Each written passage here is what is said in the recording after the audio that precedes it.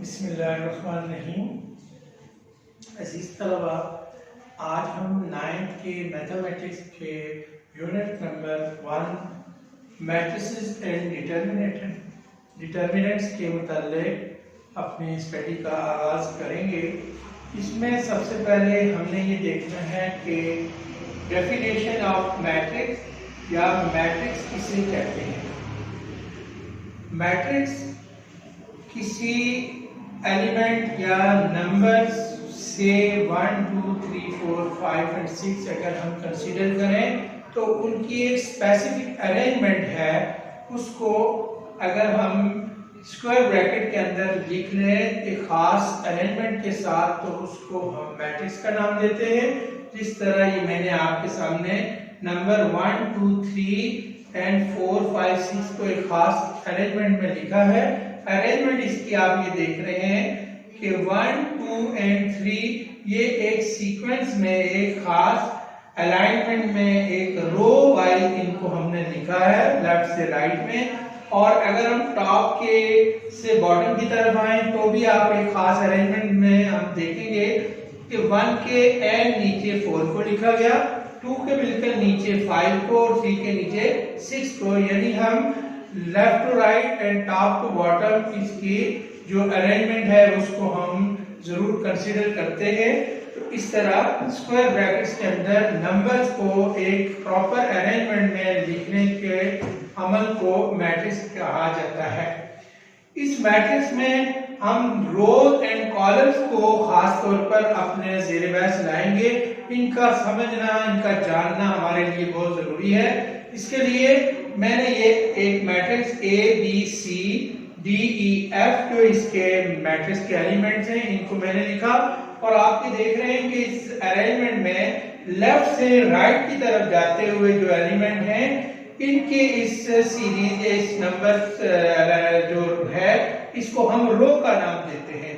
From left to right ये रो है।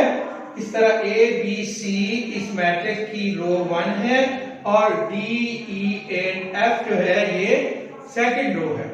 और इसमें अगर हम टॉप से बॉटम की तरफ आए ADBC and C and F अगर हम एलिमेंट्स को देखें तो ये टॉप से बॉटम की तरफ जो अरेंजमेंट ऑफ एलिमेंट्स है इसको हम कॉलम का नाम देते हैं।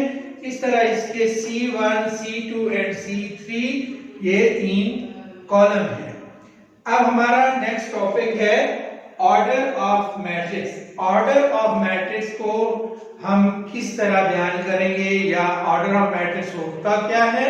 तो आप ये समझेंगे किसी भी मैट्रिक्स के अंदर नंबर ऑफ रोज पहले रोज एंड नंबर ऑफ कॉलम्स जो है उसको उनकी जो नंबर्स हैं उनकी जो तादाद है उसको उस मैट्रिक्स का ऑर्डर कहा जाता है।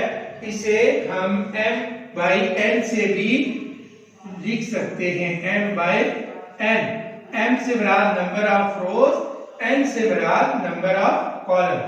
अगर इस चीज को हम देखें तो ये जो मैट्रिक्स मैंने लिखा है 1, 2, 3 इसमें हम देखें तो हमारे पास 2 रोज हैं और इसमें 3 कॉलम हैं टॉप से बॉटम। ये भी देख सकते हैं ABC रो 1 है, DEF रो 2 है। इस तरह नंबर ऑफ रोज इसमें कितनी हो गई 2 और इसमें number of columns top to bottom अगर आते हुए देखें उनके नंबर उनकी तादाद 3 है। तो इस तरह हम ऑर्डर ऑफ मैट्रिक्स में लिख सकते हैं कि order of matrix is equal to 2/3। 2/3 से हम इसको लिख सकते हैं। तो इसके बाद नेक्स्ट जो हमारा टॉपिक है वो है इक्वल मैट्रिक्स। आपने ये जानना है कि अब इक्वल मैट्रिक्स किसे कहते हैं।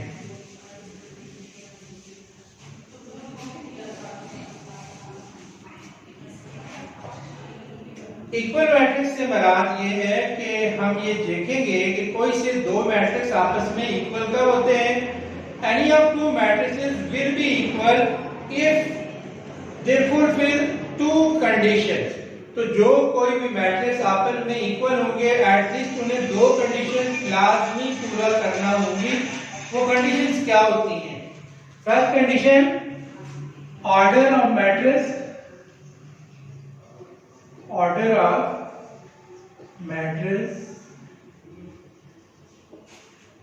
should be equal.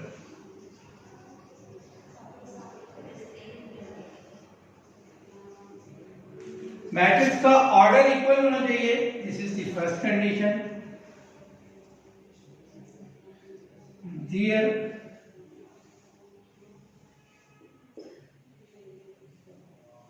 corresponding elements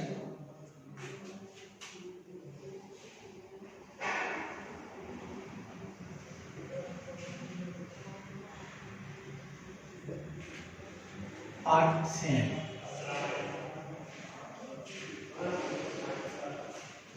corresponding elements उनके सेम होने चाहिए एंड ऑर्डर उनके इक्वल होना चाहिए। Let's say A matrix 1 5 6 and 7, B matrix 1 6 minus 1 2 plus 4 and 8 minus 1। अगर मैं आपसे ये कहूं कि ये जो दो मैट्रिक्स मैंने लिखे हैं ये दोनों मैट्रिक्स इक्वल हैं, तो क्यों इक्वल है? हमने इनकी वो कंडीशन देखनी है। इस मैट्रिक्स का ऑर्डर है m cross m by n 2 by 2, इसका ऑर्डर है 2 by 2। हम देख रहे हैं कि दोनों मैट्रिसेस में जो ऑर्डर है वो सेम है, यानी इसमें भी रो नंबर ऑफ रोज 2 हैं, नंबर ऑफ कॉलम्स भी 2 हैं, इसमें भी नंबर ऑफ रोज 2 हैं, नंबर ऑफ कॉलम्स भी 2 हैं। फर्स्ट कंडीशन फुलफिल कर गई। नेक्स्ट कंडीशन में हम देख रहे हैं their corresponding element should be same, equal. Corresponding element, first of all you should know what are corresponding elements. The element that lies on the same place are called the corresponding element. Here, this is the first element of matrix A and this is the first element of matrix B. Both numbers are same. Again, this 5 is the second element of matrix A and 6 minus 5 is also equal to 5, second element of number B. Both are same. Usually, third element of matrix A is 6 and third element of matrix B, sum of 2 plus 4 is also equal to 6. These two numbers are also same and fourth element of matrix A is 7. Fourth element of matrix B is also equal to 7. Hence, we see that both elements A and matrices A and B have the same corresponding number. Therefore, these two elements are same. Now, we will see exercise number 1.1. It has 3 number of question. First question is this: find the order of the following matrices. Find the order of the following matrices. The first question of exercise 1.1, जो पहला सवाल आपसे 1.1 exercise में पूछा गया है वो ये है कि आपके पास जो एलिमेंट दिए गए हैं, इसमें मैट्रिसेस दिए गए हैं, इनके आपने ऑर्डर बयान करने हैं। तो मैं एक दो पार्ट आपको दे देता हूं। D equal to 4 0 and 6, 4 0 and 6। And second question is x is equal to 2 3 4 2 3 4 1 0 6।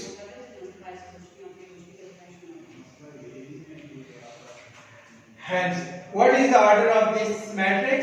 The order of this matrix M cross N is equal to 3 by 1. How? This is the row 1, this is the row 2, and this is the row 3. Hence this matrix has 3 number of rows, 3 number of rows and 1 number of columns.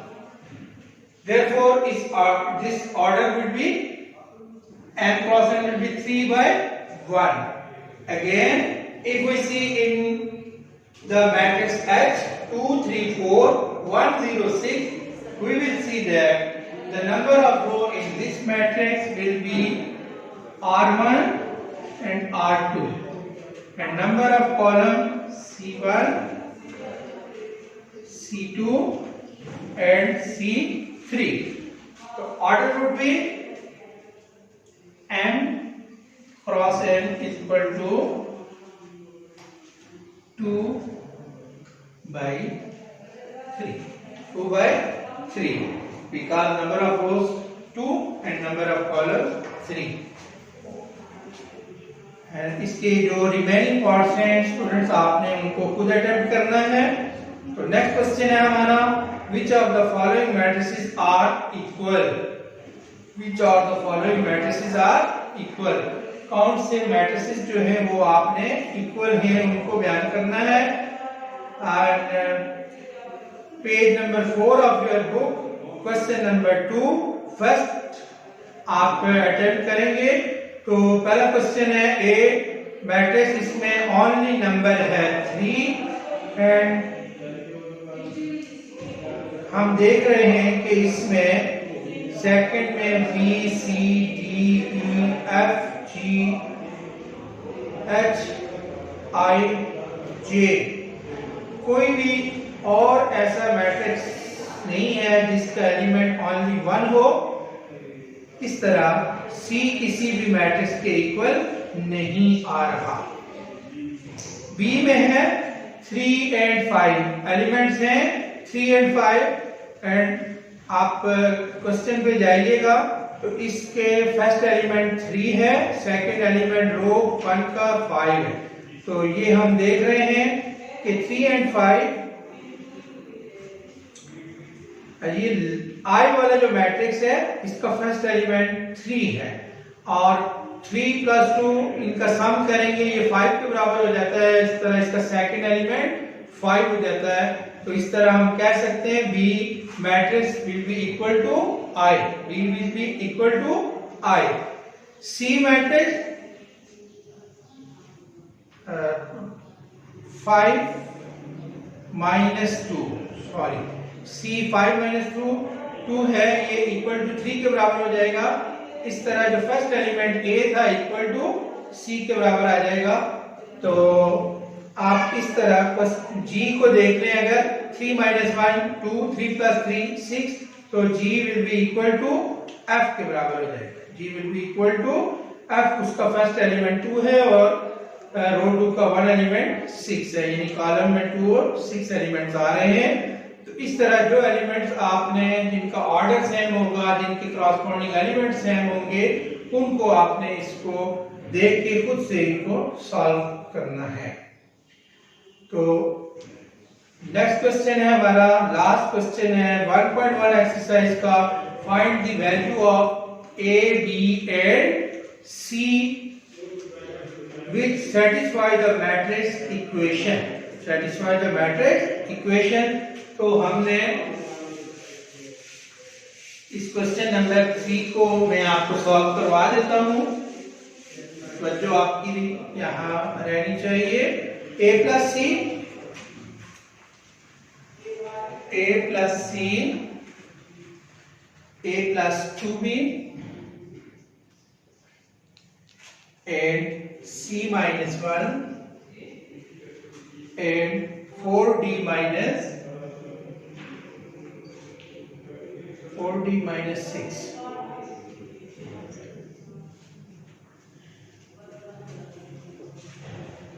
equal to 0 - 7 3 and 2D।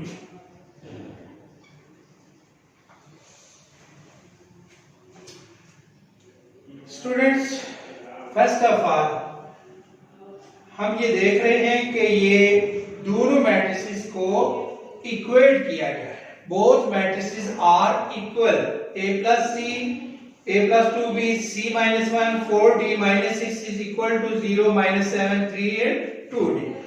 We have learned about the equal matrix condition. Any of two matrices will be equal when their corresponding elements must be same or equal. Must be equal.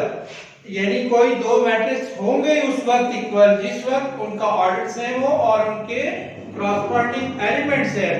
It mean के first element के बराबर हो जाएगा। जब हम इसको solve करेंगे तो ये क्या हो जाएगा, a plus c will be equal to 0. This would be your equation 1. a plus 2b equal to minus 7. This will be equation 2. c minus 1 will be equal to 3, equation number 3, and 4d minus 6 will be equal to 2d. This will be equation 4. Now we have 4 number of equation. First of all we solve equation number 3. Equation number 3 implies equation 3 को अगर हम करें क्या हो जाएगा, c minus 1 equal to 3. अब ये क्या हो जाएगा, c equal to 3 minus 1 दूसरी साइड पे जब इक्वेशन के जाएगा 3 minus plus 1 4 हो जाएगा। c की वैल्यू आपके पास 4 आ गई। अब आपके पास c की वैल्यू आ गई है, आपने इक्वेशन 1 में अगर c की वैल्यू पुट करें तो equation 1 will implies that 4a plus c equal to 0. तो a plus 4 equal to 0 and a is equal to minus 4. The value of a would be minus 4. अब हमने क्या करना, हमारे पास a की वैल्यू भी आ गई है और हमारे पास c की वैल्यू भी मौजूद है। हम इक्वेशन 2 को अगर इम्प्लाइज करेंगे, यानी इक्वेशन 2 में हम a की वैल्यू को रख सकते हैं तो ये क्या हो जाएगा, -4 प्लस 2b इक्वल टू -7। ये हो जाएगा 2b equal to -7 plus 4, 2b equal to -3 and b equal to -3/2। दूसरी साइड पे जाके ये 2 डिवाइड हो जाएगा। और अब हमने d की वैल्यू पुट करने मालूम करनी है इक्वेशन 4 से। 4 इंप्लाइज क्या हो जाएगा, 4d -6 is equal to 2d। 4d - 2d equal to 6।